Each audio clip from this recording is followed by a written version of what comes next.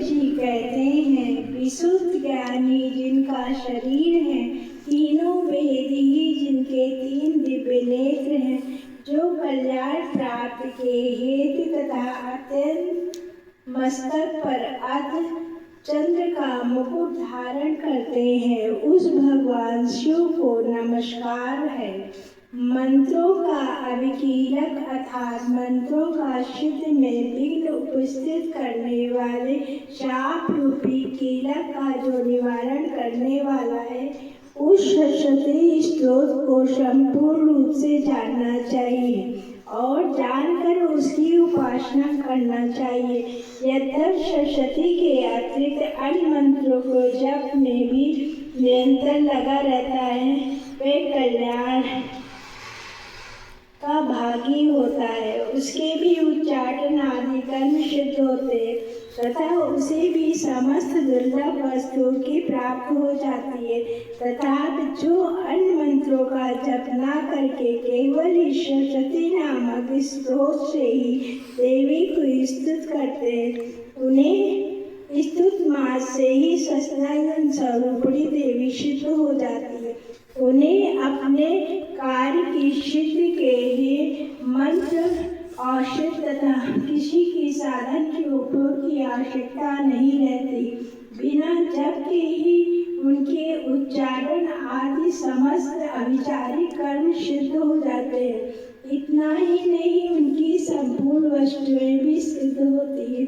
लोगों के मन में ये शंका थी कि जब केवल सरस्वती को उपासना अथवा सरस्वती को छोड़कर अन्य मंत्रों की उपासना से भी समस्त रूप से सब कार्य सिद्ध हो जाते हैं, तब उनके शेष कौन सा साधन है। लोगों इस शंका को सामने रखना भगवान शंकर ने अपने पास आए हुए जिज्ञासुओं को समझाया कि ये सरस्वती नामक संपूर्ण स्तोत्र सर्वश्रेष्ठ एवं कल्याण में है। तदंतर भगवती चंडिका के सरस्वती नामक स्तोत्र को महादेव जी ने गुप्त कर दिया। सरस्वती पाठ में जो पुण्य प्राप्त होता है, उसको कभी समाप्ति नहीं होती, लेकिन तो अन्य मंत्रों के जप जन्य पुण्य की समाप्ति हो जाती है। अतः भगवान शिव ने अन्य मंत्रों की अपेक्षा जो सरस्वती को ही श्रेष्ठता का निर्णय किया है, उसे यथार्थ ही जानना चाहिए। अन्य मंत्रों का जप करने वाला पुरुष भी यदि सरस्वती के स्तोत्र और जप के अनुष्ठान करे, तो वह भी पूर्ण रूप से ही कल्याण का भागी होता है। इसमें तनिक भी संदेह नहीं है। जो साधक कृष्ण पक्ष को चतुर्दशी अथवा अष्टमी को एकार्चित होकर भक्तों को सेवा में अपना सर्वस्व समर्पित कर देता है और फिर उसे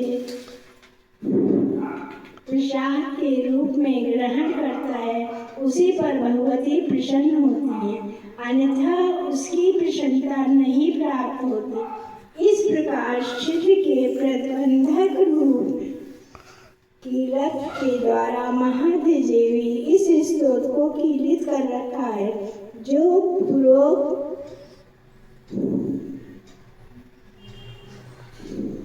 रीति से निष्कीलन करके इस सरस्वती स्तोत्र को प्रतिदिन स्पष्ट उच्चारण उच्च स्वर में पाठ करता है, वह मनुष्य हो जाता है, वही देवी का पार्षद होता है और वही गंधर्व भी होता है।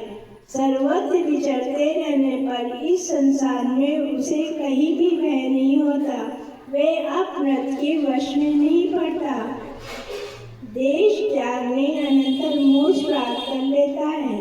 अतः कीलक को जानकर उसका कीलन करके सरस्वती का पाठ आरंभ करे। जो ऐसा नहीं करता उसका नाश हो जाता है। इसलिए कीलक और निष्कीलन का ज्ञान प्राप्त करने का ये स्रोत निर्दोष होता है और विद्वान पुरुष इसमें 2 स्तोत्र का ही पाठ आरंभ करते हैं। स्त्रियों में जो कुछ भी सौभाग्य आदि दृष्टिगोचर होता है वह सब देवी के प्रसाद का ही फल है। अतः इस कल्याण में स्तोत्र को सदा जप करना चाहिए। इस स्तोत्र का मन सर्प में पाठ करने पर स्वर्ग फल की प्राप्ति होती है और उच्च स्वर में पाठ करने पर पूर्ण फल की प्राप्ति होती है। अतः उच्च स्वर में ही इसका पाठ आरंभ करना चाहिए। जिनके प्रसाद से ऐश्वर्य, सौभाग्य, आरोग्य, संपत्ति, शत्रुनाश तथा परम मोक्ष की प्राप्ति होती है, उस कल्याण में चंद्रिका की स्तुति मनुष्य क्यों नहीं करते। जय अम्बे गौरी।